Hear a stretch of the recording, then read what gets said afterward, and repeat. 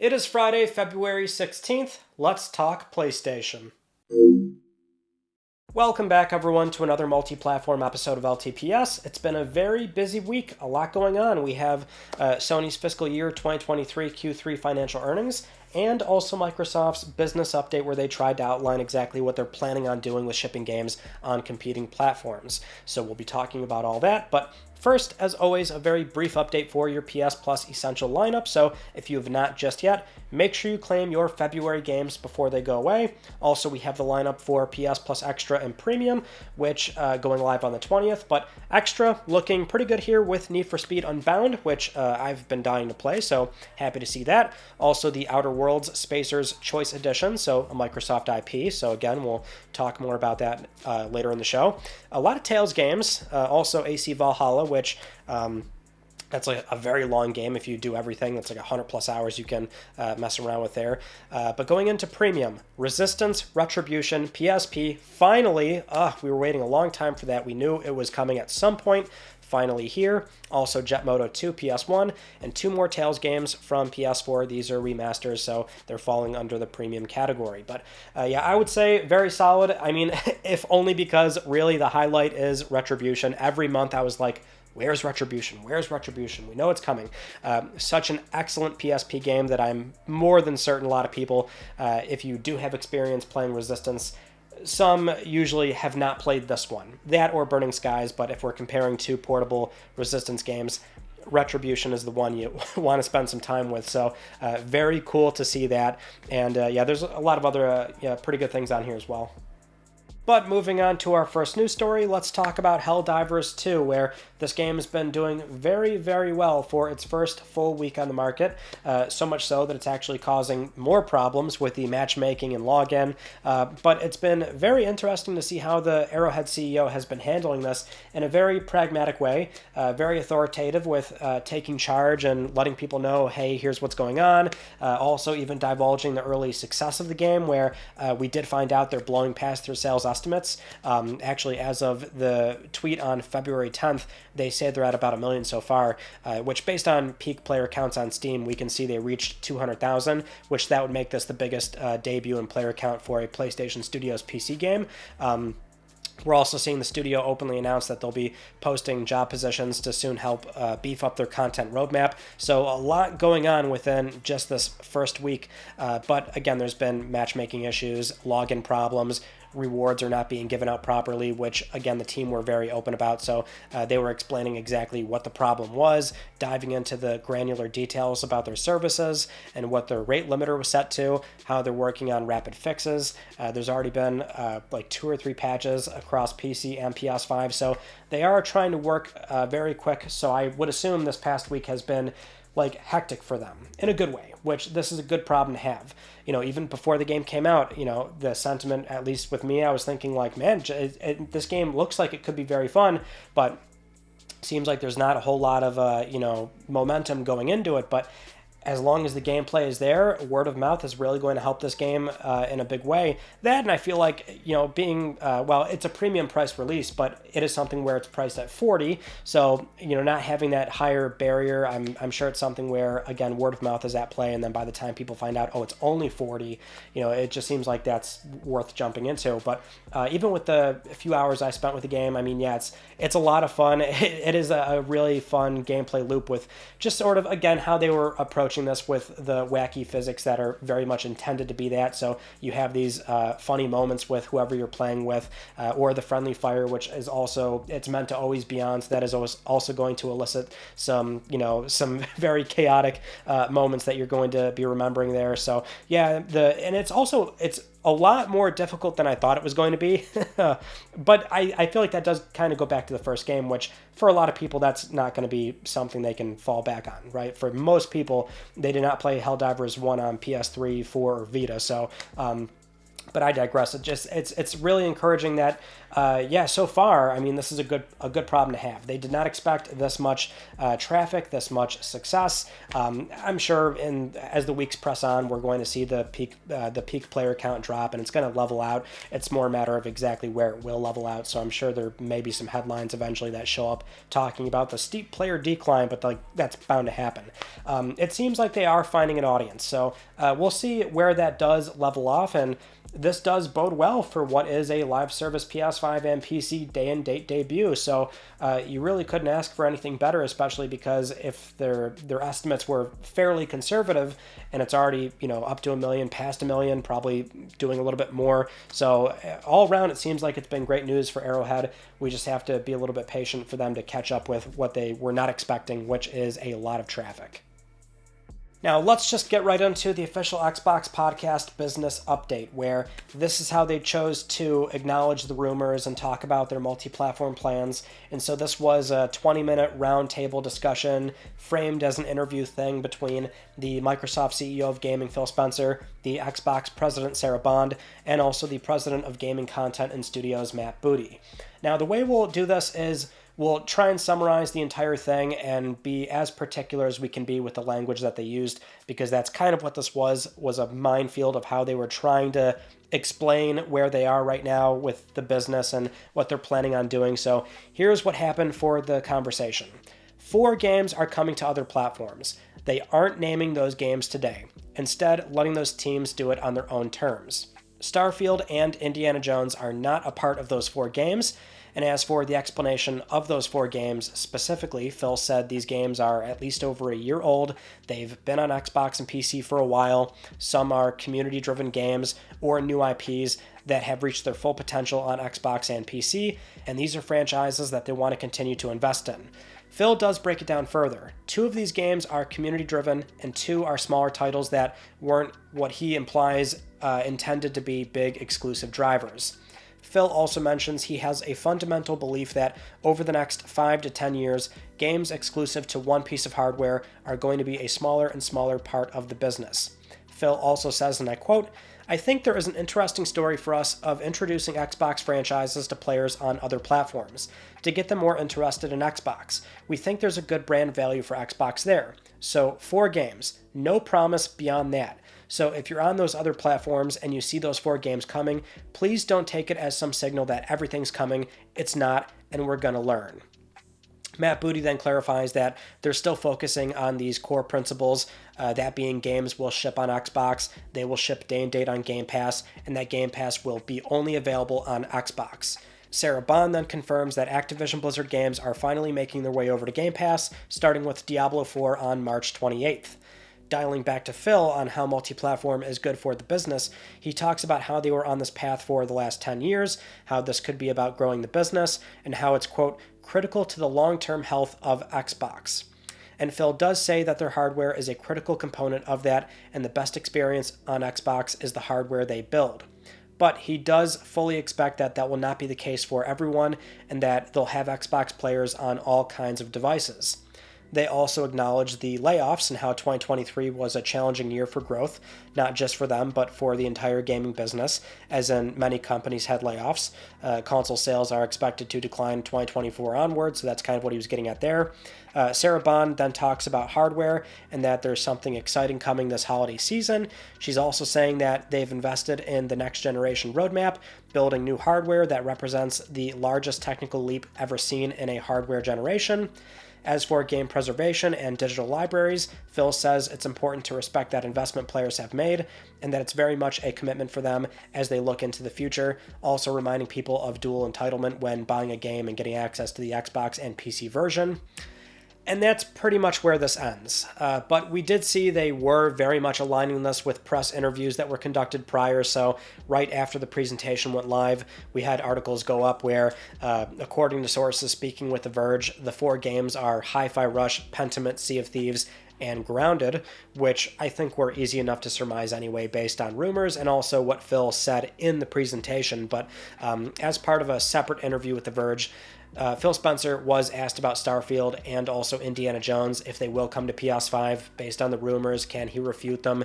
And he said, we as an industry shouldn't rule out a game coming to any other platform, but he doesn't want to create a false expectation on those other platforms that if these 4 games come over, that means everything else is coming. So that's his statement there. But we also have some other sort of spicy takes here from Phil, where speaking with Stephen Totillo of GameFile, discussing Helldivers 2, he had given this quote about how he gets that, he gets why the game is exclusive to PS5 and PC, but he says, and I quote here, I will say, when I look at a game like Helldivers 2, and it's a great game, kudos to the team shipping on PC and PlayStation, I'm not exactly sure who it helps in the industry by not being on Xbox.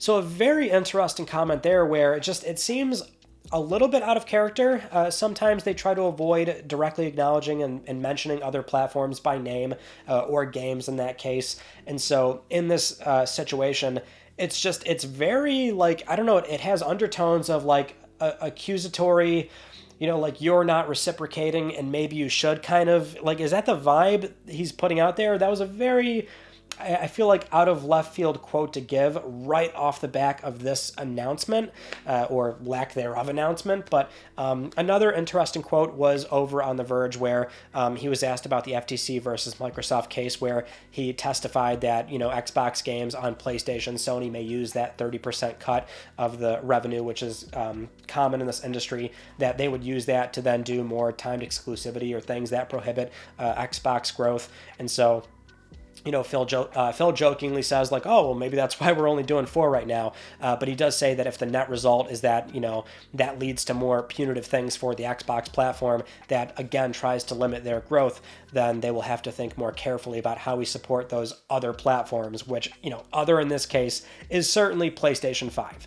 And that would be, I guess, a very fascinating thing to, figure out in the next 5-something years, depending on how many games do come over and ship on PlayStation, because we have a sneaking suspicion that it's not just these 4 games.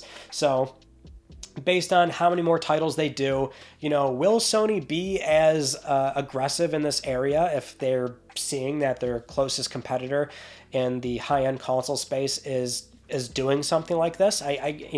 That's why it was such a sort of surprising U-turn for this entire thing to even happen, which was very much a recent development, as we saw from, again, the entire acquisition process of ABK, where it seemed like up until recently they were still intending on doing primarily a lot of console exclusives, which is the business, right? So the whole conversation, I find, was about what I expected. I don't know what other people were really looking for out of this, because I'm seeing a lot of people upset with how Phil was approaching it. I mean, for a 20-minute something conversation, which didn't really say a whole lot. I think the more humorous thing is that, like, yes, 4 games are coming. No, we won't tell you. It's like, oh, all right. Like, I was expecting at least maybe 2-3 games confirmed.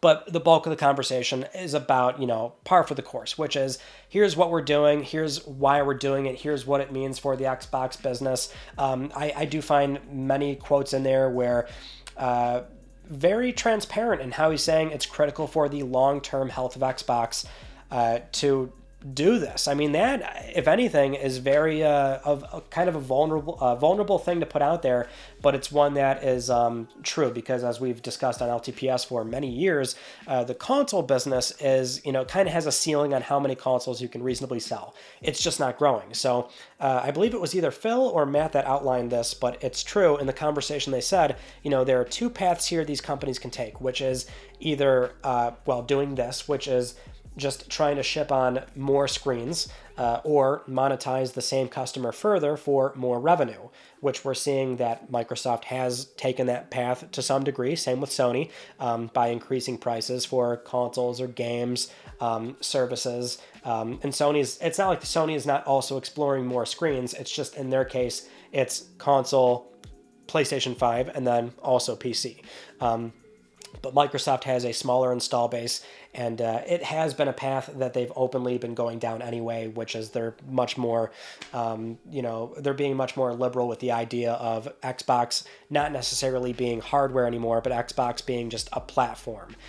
Buying Xbox games, buying Xbox Game Pass, or having this dual entitlement and playing all your games on PC, or primarily playing on PC, playing a game that they've published now under either Xbox Game Studios, ABK, or Bethesda, they consider you an Xbox player if you're on PlayStation. Like, that's kind of the tone that they're setting here now. That is the language that they are using. But yeah, it's just they weren't really going to tell us exactly what was going to be like for sure happening 10 years down the line. They're not going to say Starfield or Indiana Jones yet, even if there very much is the wheels moving behind the scenes to get those projects off the ground, and eventually we will see some PlayStation versions for those games. It really does depend on just how many, and so I guess that's the more frustrating thing, is that we don't have a clear outline on what title is going to come over, as Phil was cautiously putting out there. But I think the writing is on the wall, and I think there are many sort of pockets in that conversation that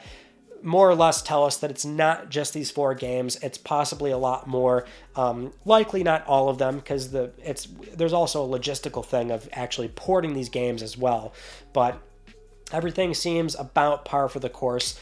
As for speaking to Xbox customers, I thought this was noteworthy, at least in that, if you are a diehard Xbox customer, it really depends on how you feel with the company as of late. I know a big part of that is simply you don't care what they say anymore. You just want results. And that's a very valid, real criticism to have at this point in time.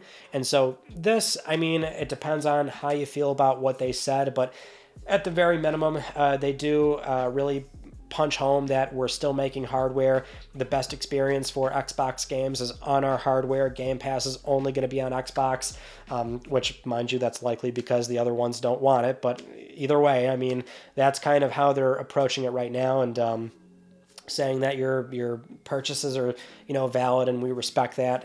That's all well and good in the here and now. Nothing they can say really is going to sort of quell those fears, but for now, that's kind of where we sit on the whole thing, which honestly did not give us much more than what we had before when these were all rumors. But at least we have some kind of official statement on the whole thing. Now let's move on to Sony's much-awaited fiscal year 2023 Q3 financial report, where we got some very interesting data points to go over, that and also some comments about the PlayStation business. And so we actually do have that to talk about, not just primarily Microsoft stuff. But let's begin, as always, with console shipments. Sony shipped 8.2 million PS5s in the third quarter over that busy holiday season, bringing the worldwide total to 54.7 million. So if we reference the predictions from last year that I did, and also the recent 2024 predictions where we grade how well I did, we now have a more accurate number. I said 58 before, but then estimated around 54 million at the start of this year. So it does seem like that is indeed where they landed. Monthly active users, like we saw from the CES announcement about December's total, it looks like the final average was 123 million, a very big year-over-year jump from fiscal year 2022's 112 million. We also learned Marvel Spider-Man 2 surpassed 10 million copies sold, bringing the series total to 50 million across PS5, PS4, and PC. Congrats to Insomniac. And this financial report really did generate some headlines when Sony's president, COO, and CFO Hiroki Totoki discussed the current state of the Games and Network Services division. So first, we'll mention that sales were up 16%, primarily due to an increase in sales of non-first-party titles with add-on content and the impact of foreign exchange rates. But operating income is down 26% year-on-year due to reduced profitability of PS5 hardware because of all the sales they were running, and also a decrease in first-party game sales, only slightly offset by, again, non-first-party content and foreign exchange rates. As for the fiscal year forecast, Sony is confirming that they are not expecting to hit their very aggressive 25 million sales target for PS5. They've readjusted this figure down to 21 million. Network services. So this is interesting because we saw that Sony had stopped reporting PS Plus subscriber counts, but they did admit here that subscriptions are down, but revenue is up 11% due to more users moving over to premium, and of course the price revisions, as they call it. the outlook portion is where it gets really juicy. So this is where the next fiscal year, during that time, which PS5 would be on its 5th year on the market, Totoki is saying that that's going to be the latter half of the console's life, which is obviously true given the typical average for console cycles. And so they're saying that from that fiscal year on, they expect gradual decreases in console sales. So as we've been saying on the channel for the last year or so, we are right in the middle of what are considered peak years on the market. So during that next fiscal year, it is going to be something where it's going to be a gradual decrease year over year console sales until, eventually it's going to top off at 100-something million. We don't know exactly where it's going to end, but that all tracks with, what he's explaining. But the real juicy headline, a lot of you probably might have already seen, and we'll read this verbatim so it doesn't get misconstrued. Regarding first-party software, we aim to continue to focus on producing high-quality works and developing live service games. But while major projects are currently under development, we do not plan to release any new major existing franchise titles next fiscal year like God of War Ragnarok and Marvel's Spider-Man. Totoki then mentions they expect the burden of acquisition-related costs to ease up in the next fiscal year, but they also expect profit of first-party software sales to decrease slightly due to an expected decrease in sales overall. So there's a few key takeaways from the whole thing, but that was the big one where a lot of headlines being sent out, tweets being put out there of, Sony's not going to release any major first-party software until sometime after March 2025, which that would be what this is. They're talking about the next fiscal year. We're still in fiscal year 23. Sony's fiscal years run from March to March, so this would be something where it would not be until after March 2025, which sounds like a long time away, obviously. But obviously it's something where if you didn't see, some places either made this a bit misleading or they used the right language and headline, but even then some are just completely misinterpreting or forgetting or not realizing what is actually being said here. So it's very specific language. It's major existing first-party software. That's what they're talking about. The example given was Spider-Man or God of War. Those are very big PlayStation IP, established franchises that people know and love, and those games have obviously moved millions and millions of units. And so that's why they've disclosed this in the context of what is an earnings report, something that investors are looking at, that shareholders are looking at. So, that's important to differentiate. And so that doesn't mean we're not getting first-party software. It means that we can expect new IP is certainly on the way, and new IP, depending on how big or small it is, can still be unfamiliar to a lot of audiences. They're using, projections on how those things may or may not do, or how well they may or may not do. But in the case of established IP, it's a little bit more predictable. That, and also it could still be existing IP that we're going to get sometime within the next, 8 months or so, 12 months, because that would be just something that Sony considers smaller. And so that actually goes into our next story, which is a rumor about us possibly getting a new Astro game by the end of this year, or within that time frame that Sony has given. The one that people are talking about, right, is that Jeff Grubb, speaking on the Game S Morning Show, mentioned that he's heard that an Astro game is coming. And the only thing I'll say there is that if you look at my 2024 predictions, there you go. So it's just a matter of it was a good thing to have that outlined, I guess, right? Because those are really big franchises that that's kind of how they're phrasing it. They even mentioned slightly decreased first-party software sales, as in they expect it's not going to reach the same amount, but there's not some sort of massive delta to where there's just a complete dwarf and lack of first-party software. And also it depends on what they're considering first-party software. They're not saying directly in-house studios, mind you, because obviously PS Studios, in their eyes, in many cases, they just consider it a matter of if they're publishing the game, then that's a first-party game. So like Rise of the Ronin, they're publishing that.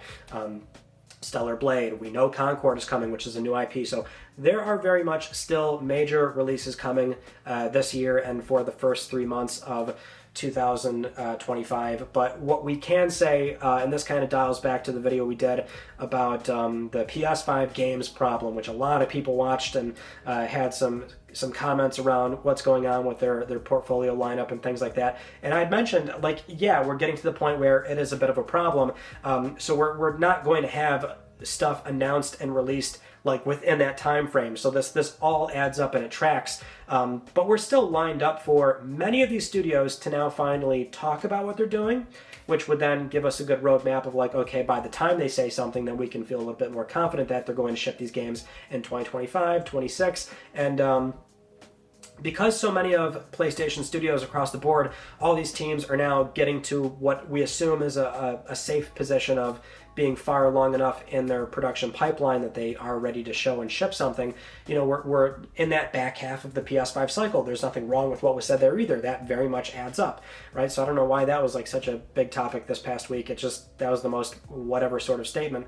But because we're in the back half now, we are sort of looking at similar to what we saw with PlayStation 4, where it's a lot of big major exclusives all hitting back to back within a few months to each other. And so every year we're getting these big tentpole releases. So PS5 is getting lined up for the same thing. It's just right now, and it's a little bit awkward because it is a peak year, and so there is this feeling of drought. But as we've mentioned time and time again, Sony manages their portfolio in a different manner. It's not always in-house studios nowadays. They like to partner up, publish their party stuff. So depends on how you view it, but we're still getting those games. They're still coming. But I'm still curious to see what the lineup is going to look like, and I really want to see Concord. That and also the Astrobot game. Now, something else we can also mention for this report is the earnings call portion, the Q&A session. So this is again from the Sony CFO, COO, President Hiroki Totoki, where talking more about the PlayStation business. And so we have some comments here where since becoming the chairperson of SIE, he's apparently been doing site visits, speaking to the leadership and just trying to get more of an on-the-ground grasp of the business and where they could improve. He does explain that margins are really thin right now, so while Totoki does acknowledge the hardworking creatives at the studio, they are looking to make a dialogue with these teams on what's the best way to proceed to try and get costs down and increase margins. Totoki also talks about expanding the first-party IP, which in this context he's talking about PC, which we already know they're certainly working towards doing more of that, so nothing all too surprising there. He talks about how hardware pricing has been a really big challenge this generation. Outside of sale promotions, it just seems like they've got very little wiggle room to make the console affordable as possible when discussing things like bill of materials, assembly, fulfillment. So in particular, a die shrink for PS5 compared to PS4 in the same time frame.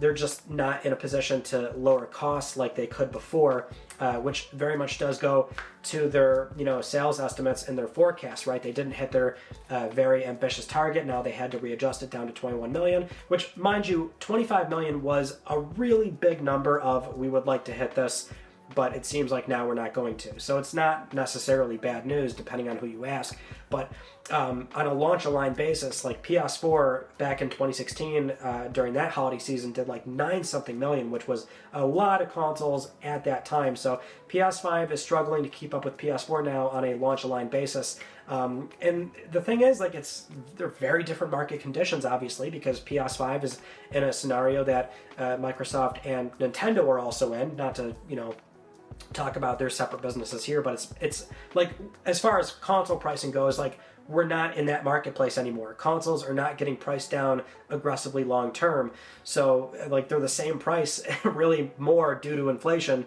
And a lot of consumers nowadays are a lot more, cost sensitive. It would be very challenging to sell as many consoles as they were trying to do, although it did seem like they had a lot of steam going into this holiday season, and PS5 never went out of stock. So it really does seem like they've, hit demand, and going into those later fiscal years, it will be something where we'll see that very gradual decline year over year, but that's totally expected. And the PC stuff we already knew, and as far as visiting studios, this is where it's I'm less optimistic about the language here. I mean, it does sound like he's acknowledging, the business that SIE is in. It's a lot of creative people that try to just be creative without worrying about the financials, but there's always people above them watching that stuff. So it kind of goes back to like those emails we saw from the Insomniac breach about how there may be an impending studio layoff or studio closure, I should say, with layoffs as well. I really hope that plans have changed since then. We see a lot of job openings across all these studios anyway, so maybe that is not the case. I would like to remain optimistic and hope that it doesn't come down to that. But for now, that's where the PlayStation business is. Not the most impressive report, but still one that has a lot of key metrics, and now expectations are set for the next year or so. Now, with all that out of the way, let's finally move on to another news story.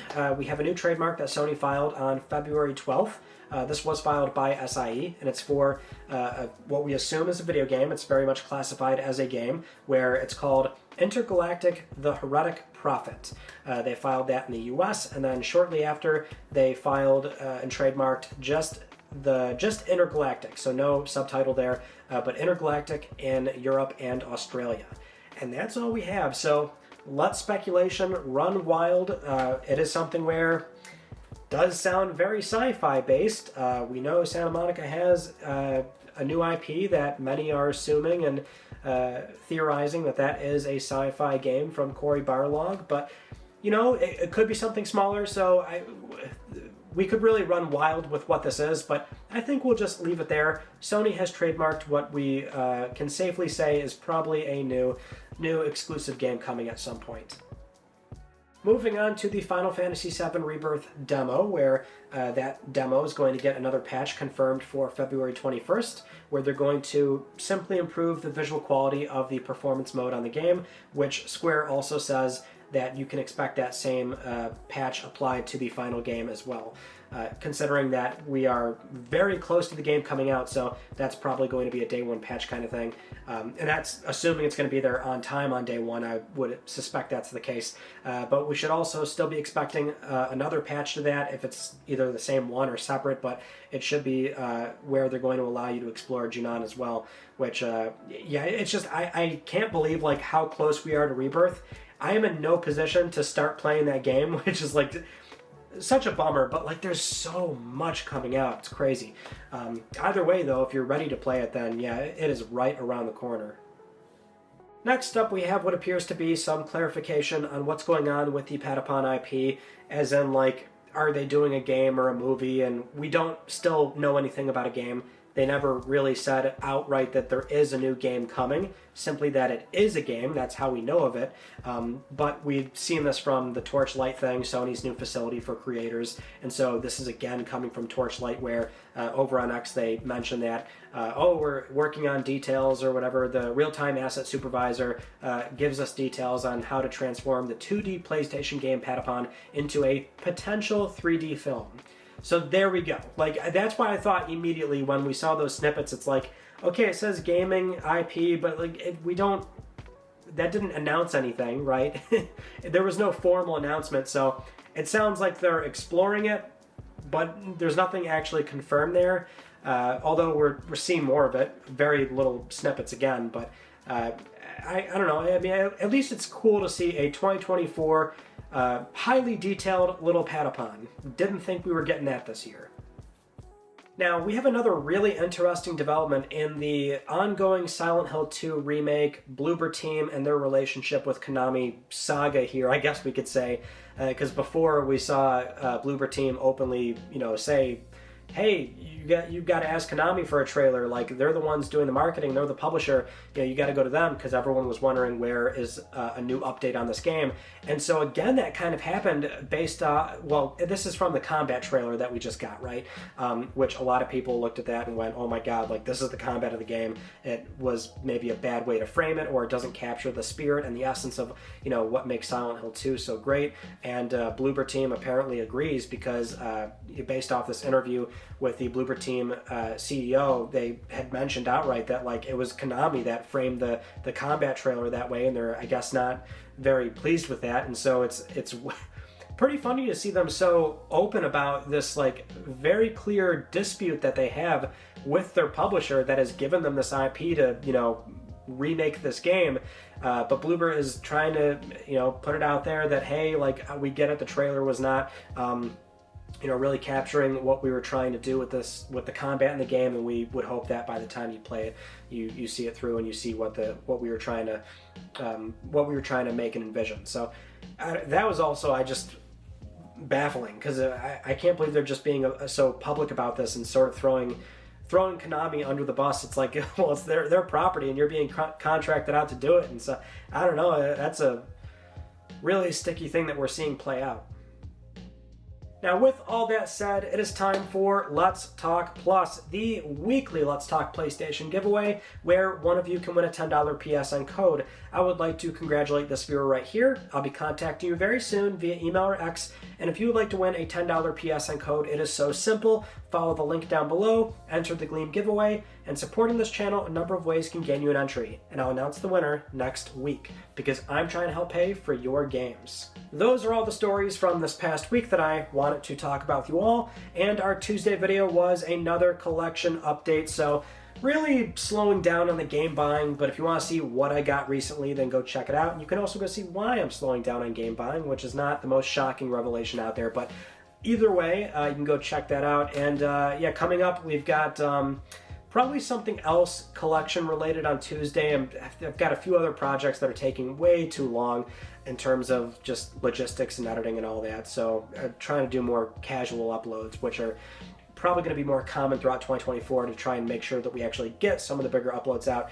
But that's kind of where we stand right now with the channel. But that is pretty much it. So that concludes this week's episode of Let's Talk PlayStation. I'm Ryan Benecki. Thank you all so much for talking with me, and I will see you all next Friday.